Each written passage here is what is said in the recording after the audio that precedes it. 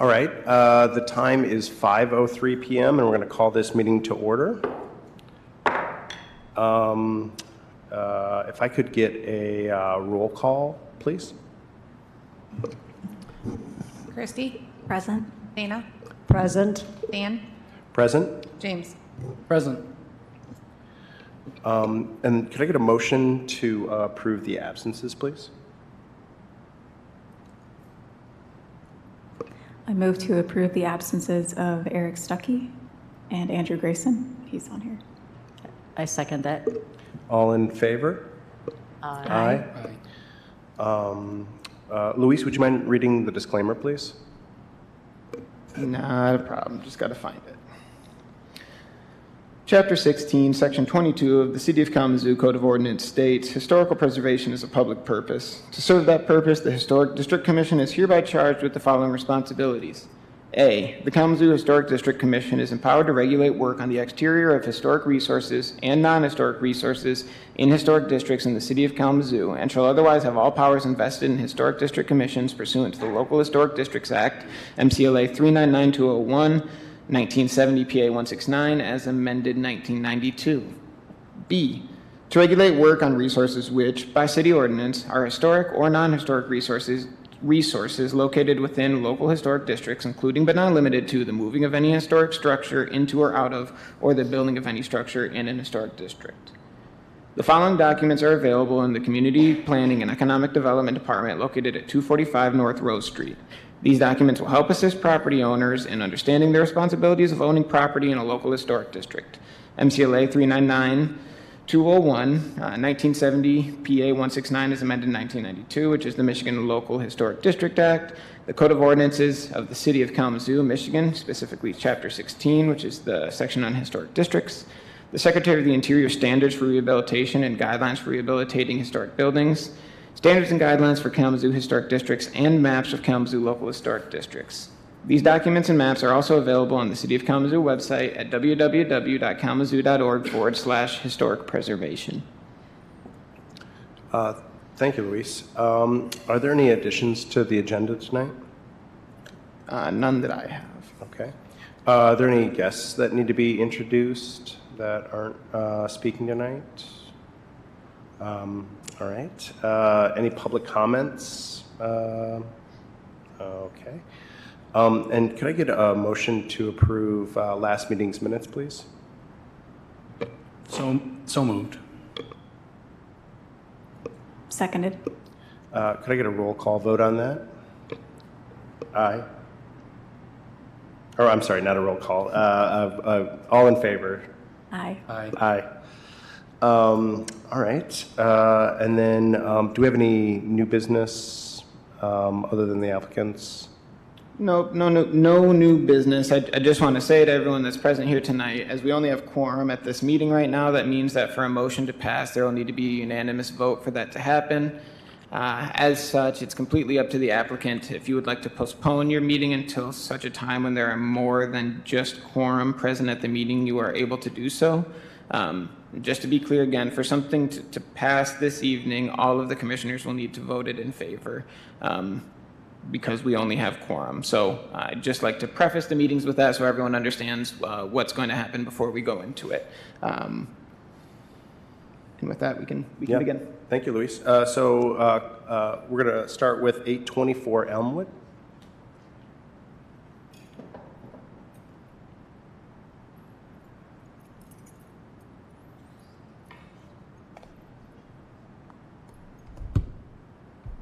Hello, folks. I'm not really sure as to the process in this, so pardon me. Last one I did was online, so I didn't really know as to everything, but hello.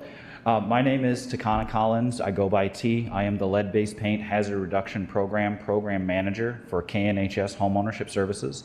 The project that I'm presenting for y'all to review today is 824 Elmwood, and the methods that we're seeking to do is using a lead abatement funding from federal government through the City of Kalamazoo to remove and replace the windows that were installed in that home, as well as a rear side facing door that was added onto auxiliarily by the previous homeowner, and that was proven to be lead-based paint.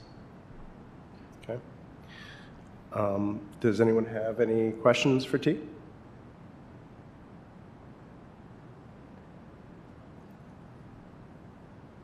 I do. So I wasn't clear from your application. Well, here's what I was clear about. You have two options. Yes. For the removing the lead-based windows. Let's just talk about that one for a minute. Sure. One is to remove the paint, sand, strip it some way, and repaint it, right? On each window. That's correct. That's one option. That is one option, That is correct. one option. That is the number 2 option, correct. Okay, and that is an option. And the other option is to take all the windows out and put in replacement windows. Correct, but they would not be vinyl windows for those replacements, just for clarification purposes. Okay, so can you articulate why that is your preferred option? Yes, sure, absolutely. It's a combination piece. Primarily, the lead abatement is going to focus on the removal of the hazard and then replacing it with similar material by removing the hazard itself and the deteriorated substrate that it is. So in this instance, the lead-based paint being the hazard, the deteriorated substrate being the window sash that the paint is on. Those things, by going through restoration, may not be as cost effective for the program, and then also may not be able to achieve the full lead safety because there still may be lead dust still contaminatable in that area in those cavities.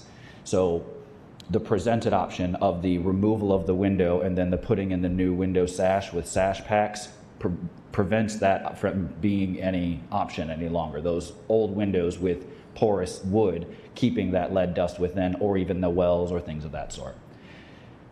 That's one big piece. Second piece is the funding source. Being that this funding source is from the federal government, the bid that was already approved for going through this process of pricing out the removal and replacement of the windows, that has already been approved by the city and HUD for the federal funding. The restoration, that's why I'd mentioned it was option 2. It wasn't to chase you, it was more so to have a clarity as to option 1 has been approved, whereas option 2 has not. Option 1, remove and replace with similar material. Option 2, restore the windows to old style and keeping the windows that were there, but restoring them in standard quality or in historic standard quality. By doing that, by the historic standard quality, the price would jump an additional $18,900 at a minimum because of the restoration efforts that go into that is more labor intensive and also more money in regards to the materials that they would need for that restoration effort.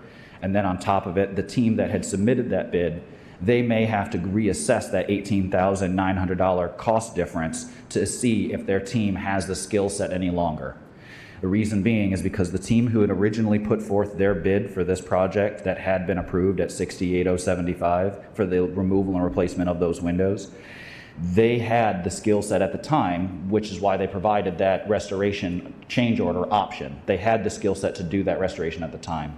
Unfortunately, they have lost their foreman who had the skill set and knowledge base, and that team no longer has the skill set to do the restoration work.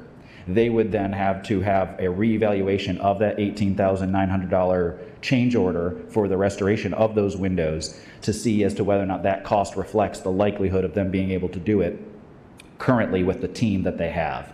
Likely not. Likely that cost would rise from the $18,900 and then have to be adjusted by that team for them to see what it would take for training to do restoration of windows. And then once that's done, having that change order reassessed by the city and by the federal government for approval on those costs.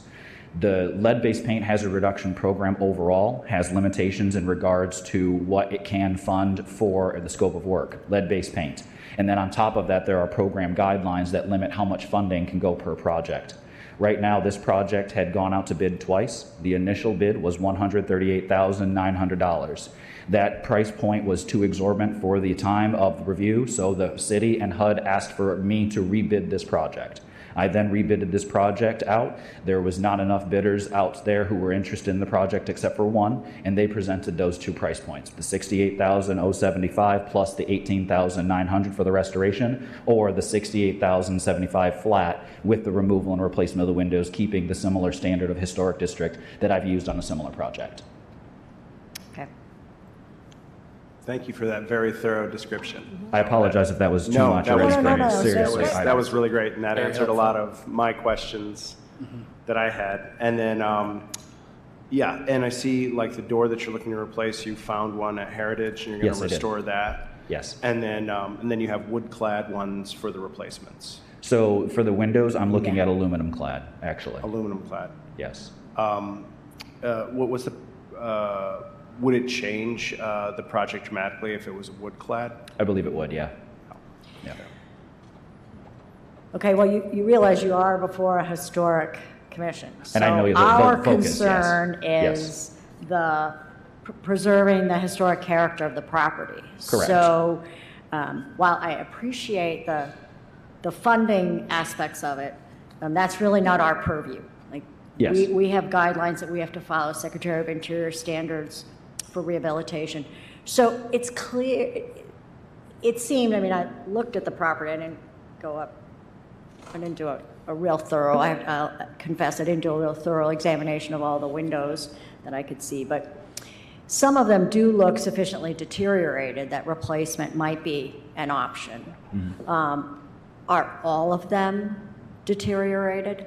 Yes, the windows are in such deteriorated condition, either in the glazing or in a situation in which they have such drafting that the rehabilitation work that would go into that could not go in conjunction with the actual abatement to make it work.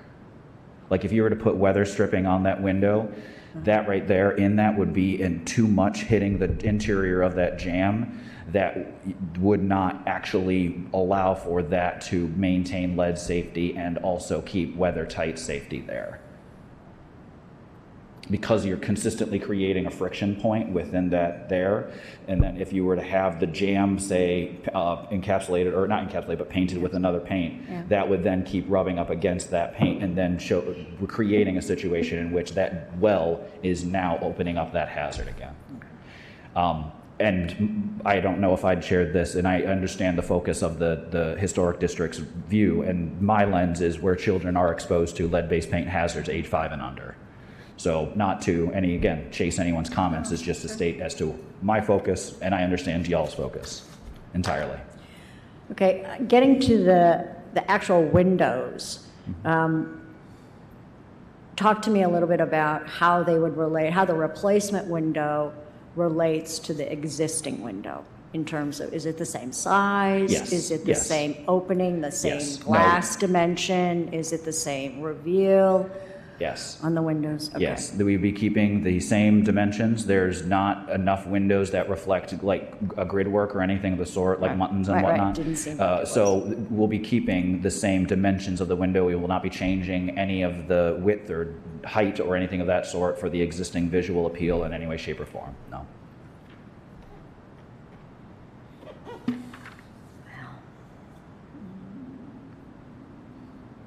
And to your question about the door, yes, that door was found at the Heritage Salvage, and I'd found that, taken pictures of that. That was an example. What the team ends up choosing will be up to them that fits the particular dimensions.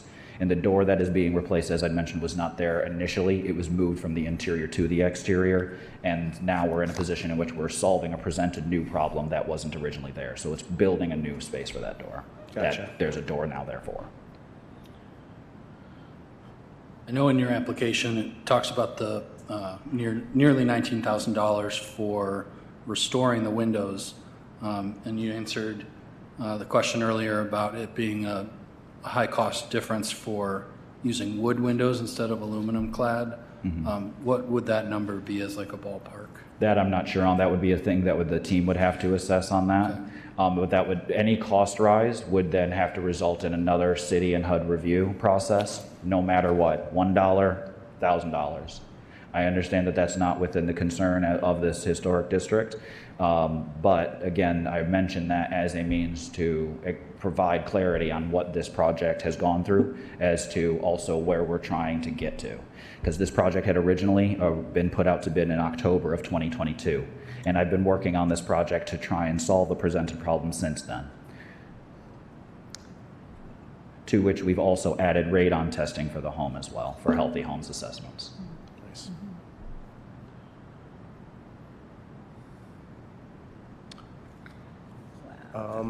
If there's no further questions, would anyone like to put forward a motion?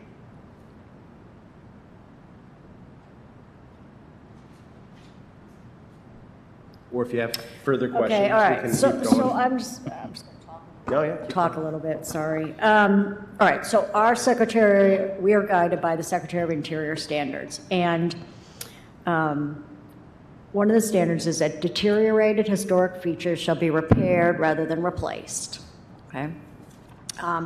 Where the severity of the deterioration requires replacement of a distinctive feature, the new feature shall match the old in design, color, texture, and other visual qualities, and where possible, materials. So, personally, I'm not going to quibble about the level of deterioration, but I do have a problem with the replacement with aluminum-clad windows.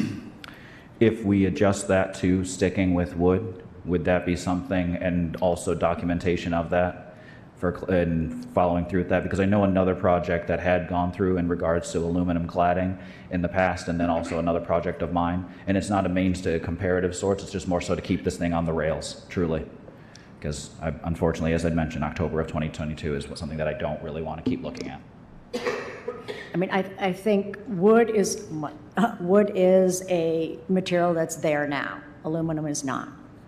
Okay. I think just for clarification, so I struggled when I was putting this one together to look at number 6 for one of the standards that we're looking at, because I think that the true qualm that we have here is the, in one moment, so this is our last commissioner. Robert's Rules of Order state that commissioners can join late. They just need to be present when the vote is taken, but they are allowed to join late, just as a matter of order for everyone. Number 6, I struggled with this one because it speaks about deterioration, and that we're considering in this hearing is lead paint, which is not necessarily deterioration unless we're opening it up and we're looking at the deterioration of the lead paint. I'm not here to split hairs regarding that, but I think that you also spoke to some deterioration of the windows, so I did include it. You're also correct in that the last point in the Secretary of the Interior standard is that things should also be matched when possible with material likeness. I don't know if they've done this in any sort of hierarchy of importance when they made this rule, but I think that they spoke to things being like materials when possible. It's still there, right? They also speak about character-defining features, and this is something that I think that we've talked about a lot during the recent meetings, and it's something that you brought up with looking at muntins or things that define the character of the property. So those are all things to be considered. Another thing to look at is number 2, which talks about the historic materials of the property and the removal of them. And when we're looking at this project, I think another thing to consider, so I counted every single window in the property, and it did not look to me like it matches the number of windows that you were proposing for replacement. Is that correct? Is it every single one? I thought I counted 24, and you proposed 17 windows, I believe, for replacement. Which 24? That's the wonder, is because I can think, Okay. Yeah, that's... I just the looked at windows your that- guys' sketches and counted, so there might have been some combinations too, like maybe in the kitchen window in the rear. I don't know if you guys were going to make that bank of 3 windows into a single window when you did it. Gotcha, no, because Okay. we would address the windows that would cause friction-based hazards, so situations of casement windows or double hung or single hung because they're affixed tops and damage of that sort. Yep. So those windows that you had counted on the rear there of that 3 in the bank, 2 of those are fixed windows. Okay. Yeah, and I mean, and then I believe there's one in the stairwell as you're turning to the corner there that's also a fixed window. I'm sorry, I'd have to No, take and a that's moment. fine. I just wanted to make sure that we are all on the same page. So it's not a wholesale replacement. They're looking to replace the ones where there's friction points. Okay. So and All right.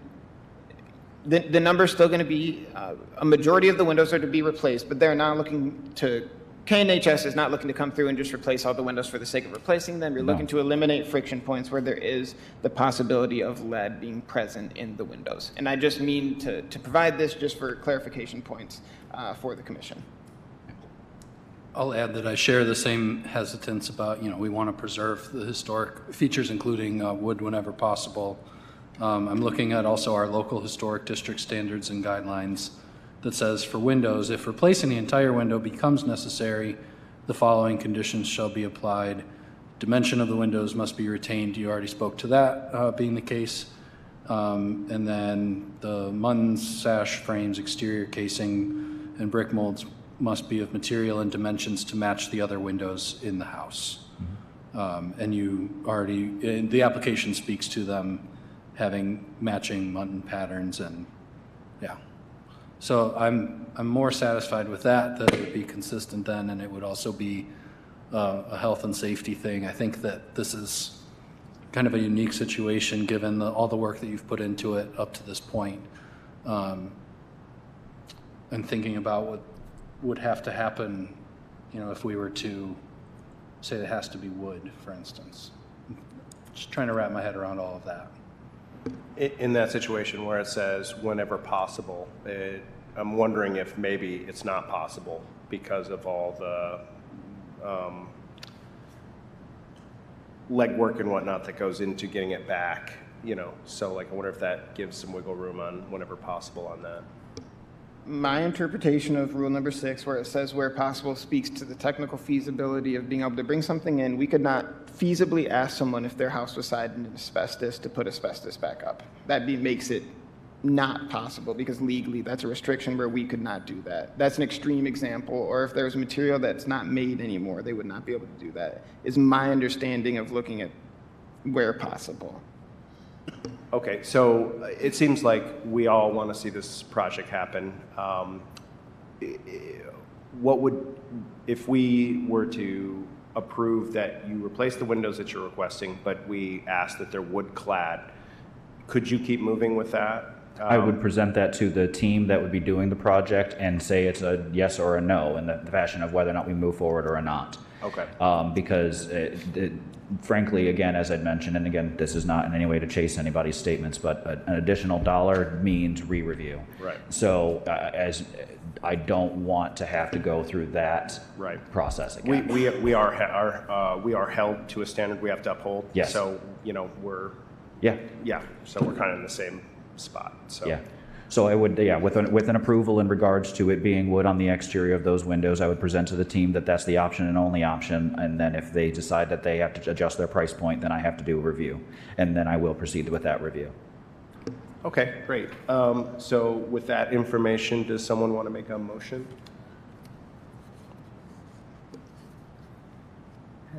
Do I leave the room? No, for that? no. Okay. I'll make a motion to approve a certificate of appropriateness for the work as described in the application as it complies with Secretary of Interior Standards 2 and 6. I want to make a point of clarity that you presented it as it was proposed in the application. So Are we having discussion on the motion? you can, Okay. but I Okay. just want people to know that just because we discuss will be the binding thing. And there can be discussion on the motion, and then the motion can also be amended by a fellow member of the commission with the approval of James as well. Okay. So now there's time for discussion. Yes, I was going to say, I'm not yes or no, as I came in late, and I need a little bit more, You don't based get on the more- pictures I see, You don't get more time. okay. Okay. Yes. Well, then Well- I know what my vote will be. Okay. Okay, perhaps my comment will add some thought. I also take issue with the aluminum cladding, but I would be inclined to support a wood replacement. I'm not upset at all about replacing the windows. I think it's just making sure we can stay as true to what's currently there. So I guess if I may propose an amendment to the motion, perhaps we move to approve the work presented with the note that we ask for fully wood-clad windows, as that would comply with the Secretary of Interior Standards 2 and 6. Any more discussion? I don't think it's an ask. I think it's a. Yeah. All right. Another motion. All right, James, do you want to reword your motion? I'd like to reword my motion to approve a certificate of appropriateness for the work provided that the windows used are wood clad, as that would comply with Secretary of Interior Standards 2 and 6. And could I get a second on that motion, please? I'll second that. Casey, could I get a roll call vote, please? Christy, Yes. Dana, Yes. Dan, Yes. Eric, No. James. Yes. Okay, so you had a majority of the folks that voted yes on it, so that does carry for the wood windows on it. And we can certainly discuss this tomorrow as well if you'd like to. And then, since it's on there, can you guys also please vote on the door as presented as well? I'll make a motion to approve a certificate of appropriateness for the work on the door as described in the application, as that does comply with Secretary of Interior Standards 2 and 6. Seconded. Could I get a roll call vote, please? Christy, Yes. Dana, Yes. Dan, Yes. Eric, Yes. James. Yes. Okay, so that's good to go, and we don't need to review the exterior scraping work here. So the door is good to go, the wood is good to, the windows are good to go as long as they're wood clad. We can discuss that tomorrow, and we can continue to work forward with this. So thank you for coming in. Sounds good. Thank Yep, you, thanks so everyone, much. for your Of course. time. Appreciate it. Could we have 722 Eleanor, please?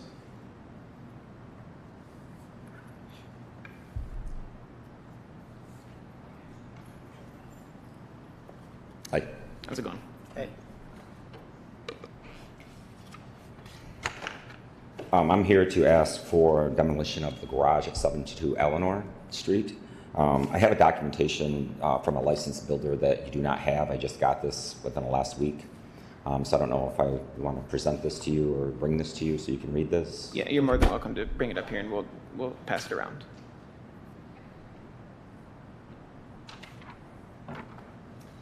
We're asking that the garage be demolished. We've owned this property 8 to 10 years. It was like that when we bought it. It's braced up. I believe you do have pictures. It was braced up when we had it. We've never used it. Tenants have never used it. It's not usable. It is not salvageable. It's, as the builder says in the letter, he's would not even recommending doing any type of repairs on it. It's unsafe. It truly needs to be torn down. Thank you, and thank you for bringing in the letter. And we'll pass this around here. Luis, do you think it was built in 1891? I think it was probably built pretty close to when the home was built. Looking more into this property, and after we had our meeting, Robert and I was able to dig into the files. There was work that was done on this in 2013. I didn't put the pictures in here because I didn't think they were particularly pertinent, but the entire garage spanned almost the entire rear lot, so there was an addition that was added to the left in this picture, which is the west, that spanned over to the wall on the next property, and then there was like a three-car carport garagey thing that was on the east. Both of those things were removed from the property, and that's when the shoring up of it was done. So in that time then, that means that there was sistering done. Obviously, the garage has not been used or addressed in that amount of time, but it also shows that there has been a significant slant that's occurred in that amount of time as well. So just further background for everyone on this case.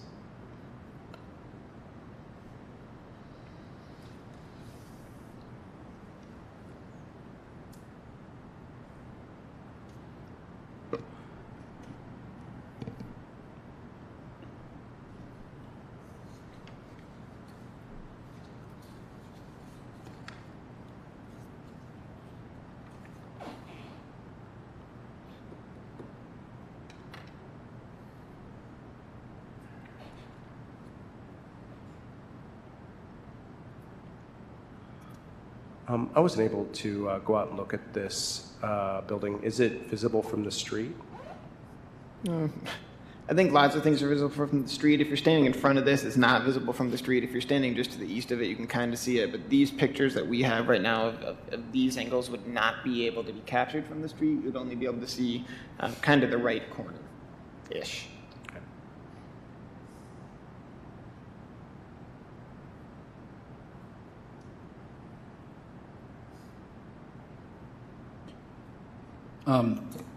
How many opinions did you get? Read the letter. Were there other builders that came out to present?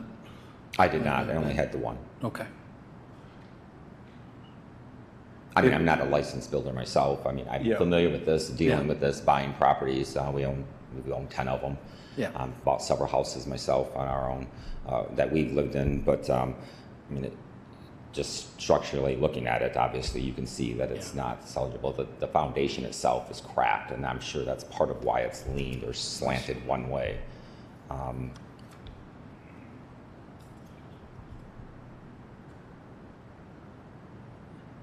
In the first picture, is that the back of the? Yeah, that picture. Is that Yeah, the back so that's of the it? back of the garage. That is literally what, you're probably 6 inches from the other garage. I mean, that creates complications, one, with even tearing it down, two, with even any type of repair, if there were any type of repair, being so close to the other garage. Mm-hmm.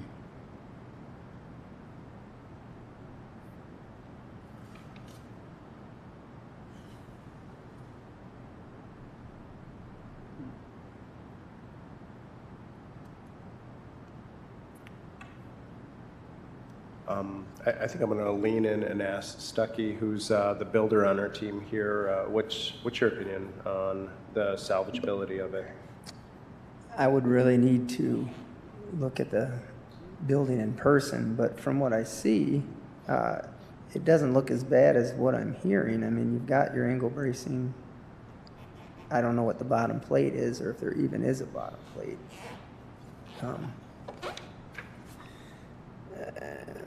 Yeah.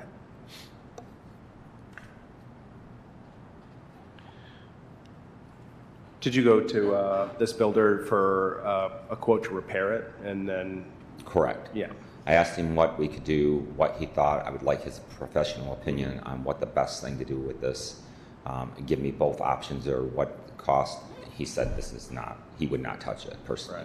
Right. Right. Obviously, he's a very well-known builder and a high-end builder. Yep.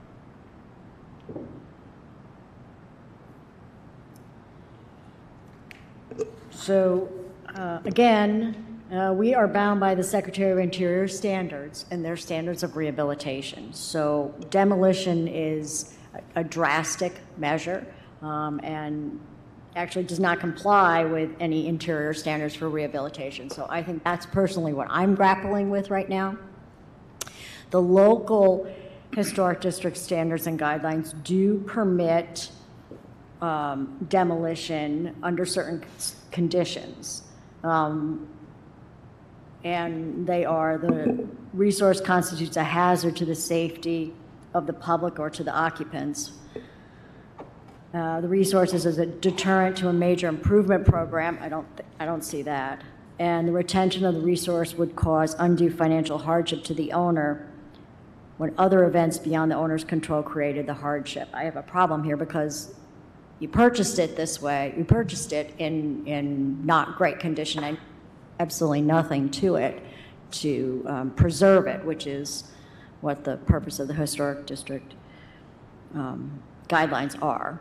And the other option would be retaining the resources not in the interest of the majority of the community. So those are the four things. We have to find one of, in order to approve a demolition. So I've laid those four out. Can you make the best argument that you have? I believe it's unsafe. The thing could structurally fall over on a car or somebody else that's standing around it. It is truly unsafe. That's why it's braced up. You see all the braces in the picture on the inside that you've been given. Those braces, that's because if those weren't there, that would most definitely fall down. I was actually concerned with that last storm that came through. But luckily nothing happened. But yeah, so I do believe it is unsafe. How many years have you owned this property? About 8 years, I believe. 8 years. Mm-hmm.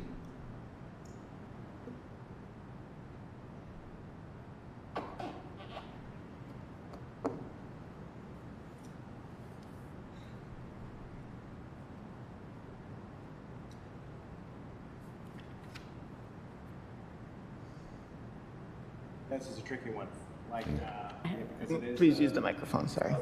This is a tricky one because, it is technically salvageable, and it is, an interesting feature of that property that, if we approve that it gets torn down, then all the people in the future don't get to enjoy it or restore it or, use it. Yeah. I'm basically echoing, excuse me, the same comments. I understand and agree. It does seem a little unsafe right now. But, looking at it, is it the most beautiful carriage house? Maybe not. However, I do find some historical significance in the fact that it is like an elegant two-story. It's not like one that was obviously built in the 60s or something, which we've, more easily okayed a demolition. I'm conflicted. Currently, perhaps leaning toward restoration, though. I'm deeply conflicted. And again, I just want to make sure that we are operating within our bounds. The elegance should not be considered of the carriage barn, and you did allude The to significance. that. Character defining features of the garage. Also, I want to make sure that, the issuance of a notice to proceed needs to meet one of the 4 criteria that Dana just read out.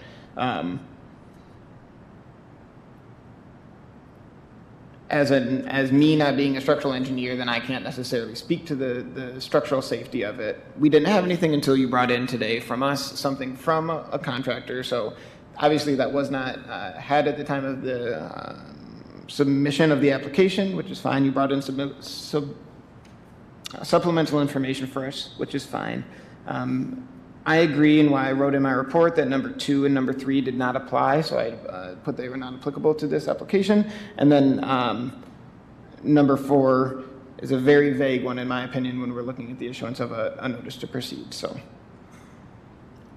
Another thing we potentially could do is to ask for another opinion, a second opinion, to confirm the safety hazard of it. I don't know what the other commissioners would think about that. I mean, I kind of agree. I think that's an interesting research moment for us, perhaps, because I appreciate and respect the opinion of one builder, but I also feel like it's easy to have one person write a note and say, yeah, I don't want to do this work. So I don't know, are we allowed to postpone it for more information? so that is what I don't know you if anyone's interested in. go ahead. Does the city of Kalamazoo, do we have any resources, like inspectors or something that we could employ to give us like a non-commercial point of view on it? Yeah, so if I would not feel comfortable putting any of those things into a motion because we cannot instruct someone to go out and get things in that regard. Gotcha. If there is not enough information you guys feel to make the decision, then you could ask for further information. The motion could be postponed and brought back, and you could ask for what you would like that information to be without saying who it is sought by or who it's researched by. Would be completely appropriate to me. So if you think that there's not enough information provided in the application regarding the structural integrity of the carriage barn at this property, in my opinion, that could be grounds for a postponement of this application.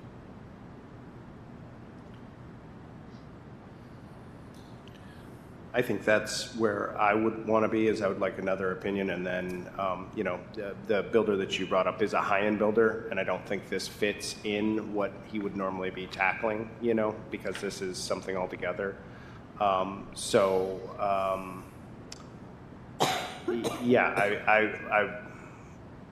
have a feeling that you won't get the votes to pass. I mean, I'm just guessing, and so maybe instead we postpone it and get just a little bit more information, and then, like a second opinion, and maybe even like a quote, like if it's framed like a cost to restore versus tear down, just so like, basically the question's not loaded to the contractor out of the gate, in my opinion.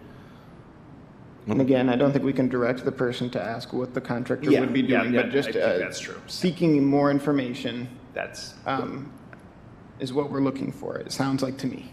Yeah, thanks for clearing up my mutterings. Nope. Yeah. So you would like to see another contractor, licensed builder, obviously? I think And just then you would more- like to see the difference in costs from restoration, if they were to say that, I think versus... that the cost would probably be negligible to this board because the burden of financial hardship would be one that's, you would need to prove to us that this has become a financial hardship on you, especially when you're looking at the retention of the resource would cause you undue financial hardship when a governmental action, an act of God, or events beyond the owner's control created the hardship, and all feasible alternatives to eliminate the financial hardship may include offering the resource for sale at its fair market value or moving the resource to a vacant site within a historic district have been attempted and exhausted by the owner. So the burden to overcome that financial hardship question is a high hurdle in my opinion, and I think that's why it's not usually addressed. To me, the question that's been posed by the district, the commission right now is one to look at, is there more information that can be provided regarding the structural integrity of the barn in its current state? Does that sound like what you guys are asking? Yeah, that sounds what I'm feeling, for sure. And then should we put that together as a motion, or do we just have no motion? So the No, we need a postponement motion. motion would be to postpone, Right. specify the date until which it would be postponed, and then ask for which information you are looking for to help augment this application and give you guys the information you need to make a decision. So All right, I'll take a stab motion at it. basically asking for a second opinion. Here, I'll make a stab at it. All right, thanks. So I move to postpone the applicant's request until the Historic District Commission meeting on the 18th of June, our next meeting, and direct that the applicant provide further evidence as to the structural integrity of the building. Can I get a second on that? I'll second. Wait, by a date, to the Historic Preservation Coordinator by noon on June 11th. So it can be incorporated into the packet and get to us in time for us to look at it. Okay. I'll second the motion. All right, Kissy, could we get a roll call vote, please? Christy? Yes. Dana? Yes. Dan? Yes. Eric? Yes. James? Yes. Okay, so I'll reach out to you tomorrow so we can continue to talk about this. I'll get the postponement out, like the notice of the postponement out to you by the end of the week. The 11th, you can get it to me by the end of the day, the further information. It doesn't need to be by noon. By the 11th of June, just so I have time to incorporate it into the packet for the commission to be able to look it over by the meeting on the 18th of June. So we can talk here by the end of the week and continue to work out the details. All right, thank you. Yep, Yeah, thank you. Okay, moving on to 238 East Michigan.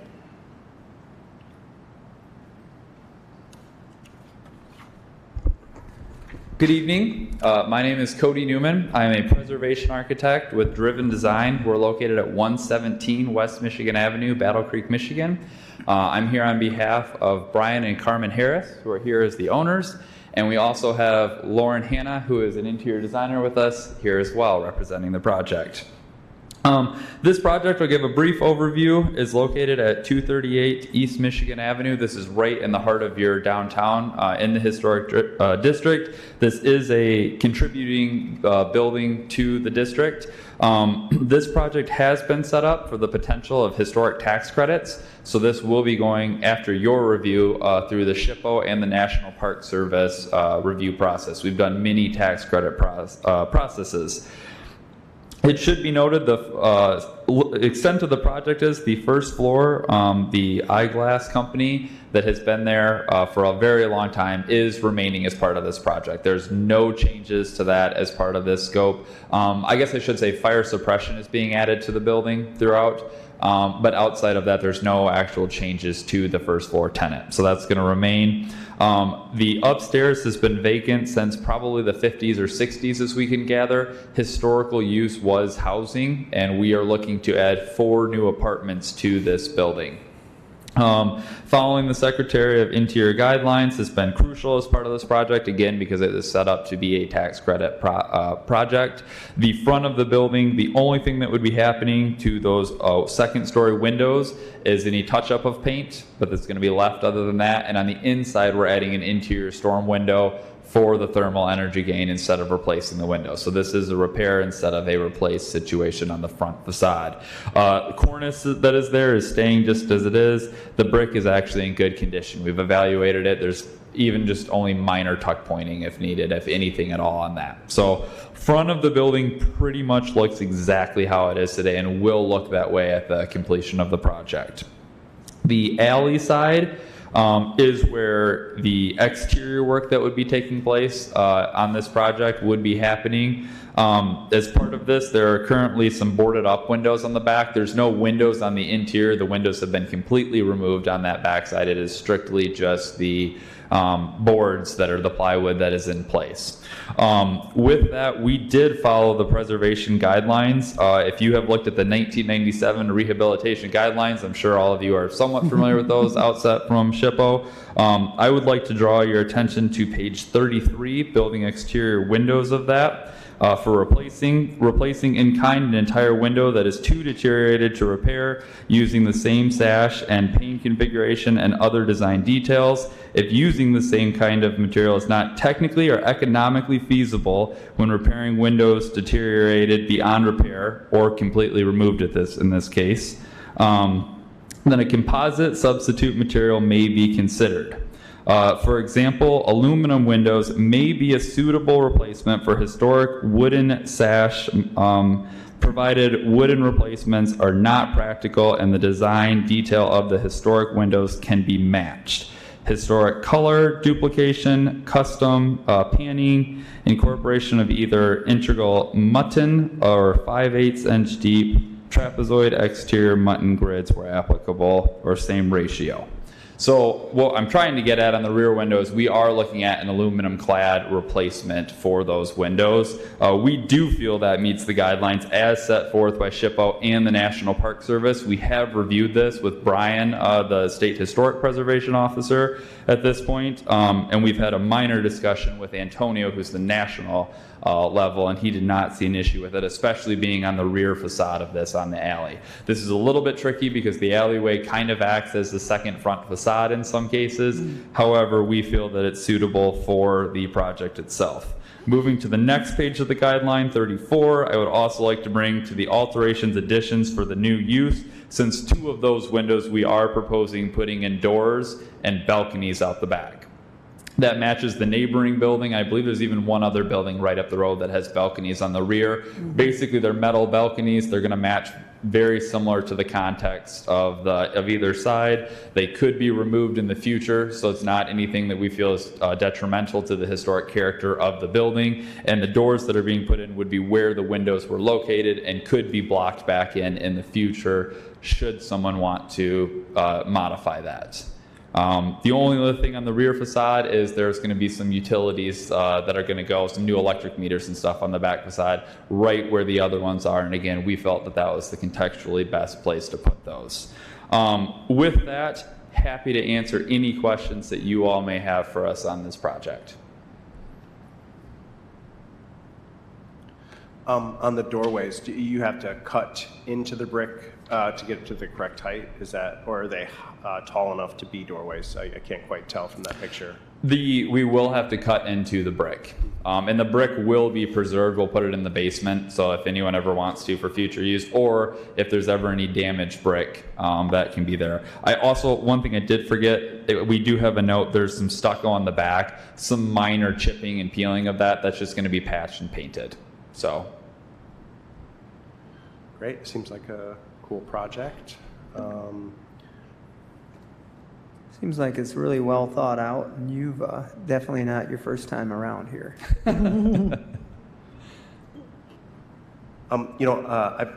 We've never approved, well, I've been on the balconies before. Is there anything that we should be aware of in that situation? No, I think that when you're looking at the balconies, you're going to be looking at Secretary of the Interior Standards 9 and 10, probably mostly. 9 that it should be compatible, but it should also be differentiated. You guys are proposing black steel, I believe, balconies with plexiglass as, I didn't know how to term this really, but the handrail, I guess you could say, or it's going to be the barrier, correct? It's going to be plexiglass? Is what was in the drawing at least, and if it's changed, we can Yes, discuss yep, it. So- and we did propose that. Well, hold on, sorry. Let me make sure I have that right with the detail. Yes, yep, we did have that just so that you can see through to the character of the building beyond. So it, not only does it let you see onto the character of the building beyond, but it's also clearly discernible. It's not a historic feature of the building, so it's not making any conjectural additions to the building. And then number 10 stating that things that are put onto a building should be easily removable in the future, and a balcony certainly could be easily removable in the future without inhibiting the historic character of the property or destroying any of the historic character of the property. So to me, balconies, especially when they're on the rear facade and they're not put on in a way that completely dominates the facade, which this is the rear facade. You guys are proposing, I don't know if it's going to be 1 or 2 technically balconies, but they're all on the same level, will not dominate any of the character defining features of the property. Great, yeah, thanks. Is that Heemstra Optical? Is that the building? Yes.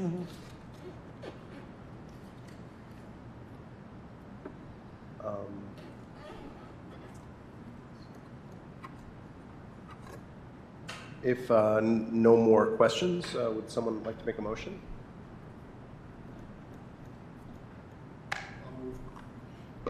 I'll move to approve a certificate of appropriateness for the work as described in the application as it complies with Secretary of Interior Standards 1, 9, and 10. Seconded? Yeah, thanks. Could we get a roll call vote, Casey, please? Christy? Yes. Dana? Yes. Dan? Yes. Eric? Yes. James? Yes. Awesome. So it all passed for you guys. Like I said, I'll get that paperwork out. I haven't said it yet, but I've said it to other applicants. Hopefully I can get it out to you guys by the end of the week, but we can also be in touch by the end of the week to talk about next steps with me. I can't remember if there's a building permit in, but we can look at all that together. So thanks for coming in and presenting. Wonderful. Thank you very much. Appreciate your time. Yeah, thanks so much.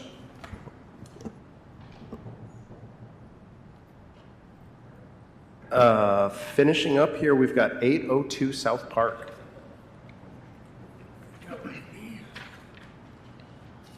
My name is Jack Sopchis. I'm representing Lance Greer for the property, and Lance would just like to put an aluminum wrap around the fascia because the paint is peeling so badly. Mr. Greer is going to do the work himself. He and his handyman builder are going to do that themselves.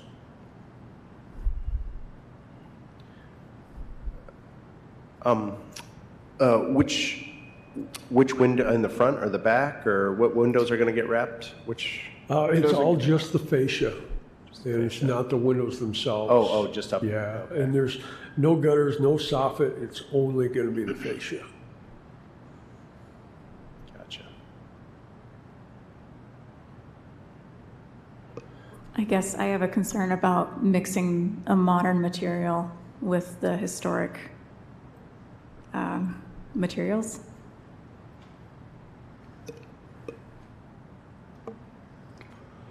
Well, I think based on our standards, that's not much different than cladding the siding with aluminum or cladding the siding with vinyl. Based on the standards, the way I would understand it. Am I correct on that? Well, I think we need to be careful about this one. This house was built in 1933, so aluminum was certainly a material that did exist. I think that when we're looking at the intersectionality, and there's no pictures in here, so Casey's going to pull up the Google Street View of this property for us too. So if people were not able to go by it or look it up on the internet, which I strongly encourage that people are reading the packets ahead of time and being able to look at the pictures before they come to the meetings, we can look at it and see the fascia on this property. It's a craftsman-esque or craftsman property. The fascia, and for maybe you can go a little bit to the left on this view here, Casey. Like move down one and then zoom in on it a little bit. Fascia being the face of the boards that are facing us. In each of these cases is a prominent feature on craftsman properties. You see on the gable ends, not the ones where it goes into the roof again, but they extend past, that being a character-defining feature of the craftsman style. And there's some exposed, what I'm guessing are faux rafter tails, and there's brackets as well. The introduction perhaps of the new materials was not my concern, and it can certainly be your guys' concern, because I think that this was a material that was present when this property was built. Aluminum, I'm sure, was something that was being used in 1933. When we look at the standards that were cited,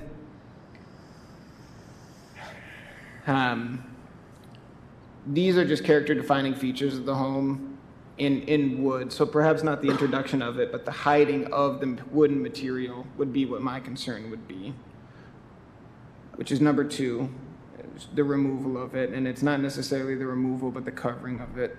Number 5, the distinctive features, finishes, and construction techniques or examples of craftsmanship that characterize a historic property shall be preserved, and covering those rafters will obscure those features, and it could also lead to the potential of trapping the moisture. When I read your report, that last part was my biggest concern, was what that could do to the house as a whole, beyond just covering up a character-defining feature.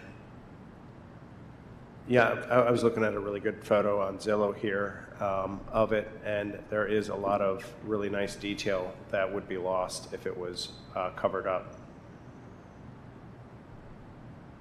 I guess to expand on my earlier statement, I don't agree with changing the material just because of a cosmetic concern, because as Eric said, it would be kind of the equivalent of someone asking to side their house in vinyl siding, and we typically don't do that because of the standards we're bound to. So, Is there a reason why you don't want to just paint it? Just repainting it over and over, I believe, was his biggest concern. Yeah, I And think having to get up on the roof to do that each time. that's unfortunately that's just part of these old This houses. is the joy of owning Yeah. an old home. Yeah.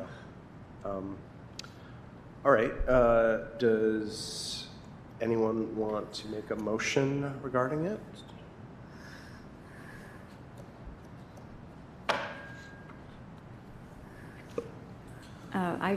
I move to deny the application based. Motions need to be made in the positive. I'm sorry. All right. I move to approve the work as noted in the application as it complies with the Secretary of Interior Standards 2 and 5. I'll second the motion. And then, so voting affirmative means you're fine with the aluminum cladding, and if you vote against it, then you're not. So, could I get a roll call vote, please? Christy? No. Dana? No. Dan? No. Eric? No. James? No. Okay, so Sorry sorry, about that. unfortunately, that one did not pass, and I'll be in touch with Lance. I know that he's out of the country right now, but I'll be in touch with him to convey that with him as well. So, All right, very good. yep, thank you for coming in.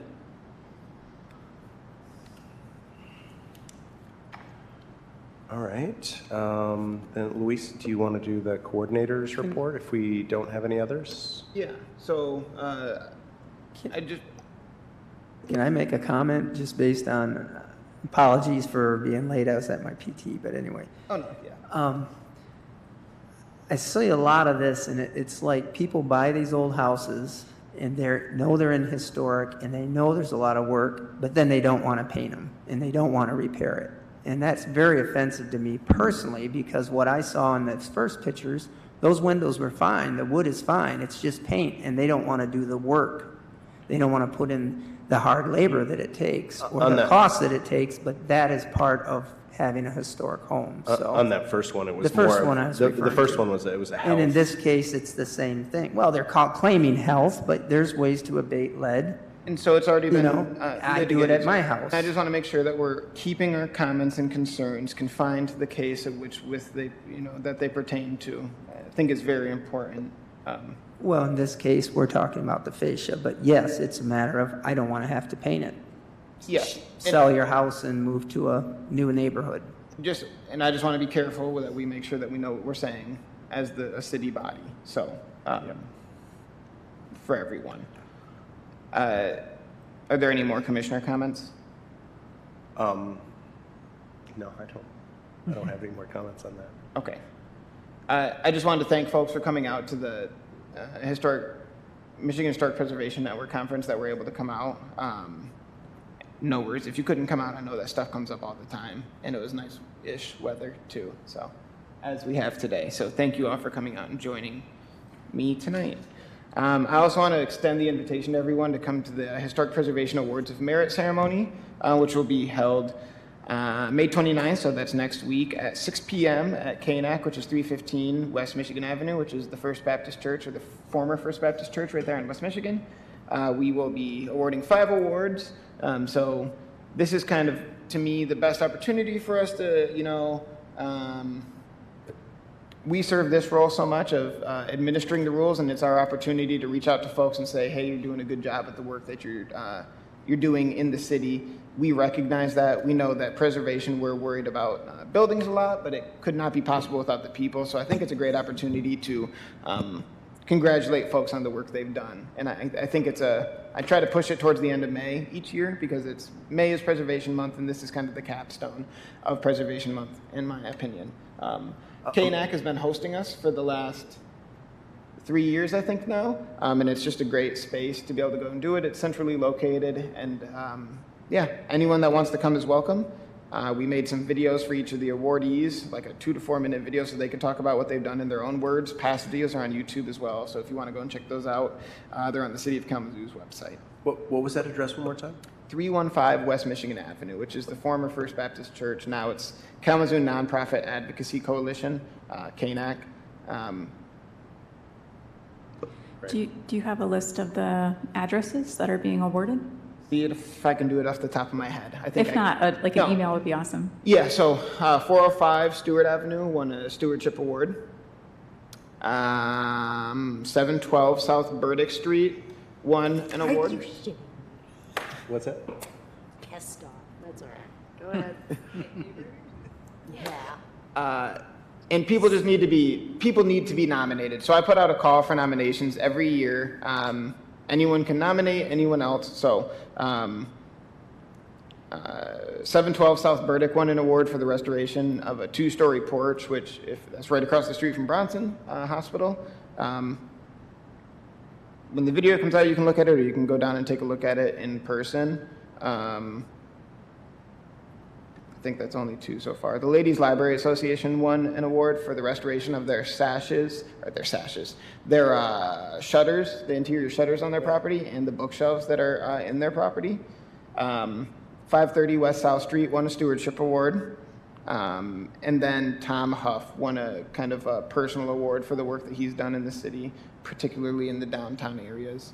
And again, nice opportunity for me to be able to say, hey, we do recognize regulatory, but we also recognize the work that folks are doing. And that's put on by the Historic Preservation Commission, so you guys as counterparts. And broken record, but yeah, please, we'd be more than happy to have you guys come down and join us for that. Yeah, sounds fun. Otherwise, we've had 3 administrative no permit reviews, 13 administrative reviews with a permit, and then we've had 13 hearings for a grand total of 29 reviews that have generated $1,560. The reviews since last time were porch work, 2 roof repairs, more porch repairs, and more porch repairs. So that's pretty much the majority of what's going to be happening most times, and it starts to ramp up around this time of the year as well. So Great. that's all that I have. Thank you. Okay. Well then, could I get a motion to adjourn, please? I'll move to adjourn the meeting. Second? Seconded. All right. All in favor, say aye.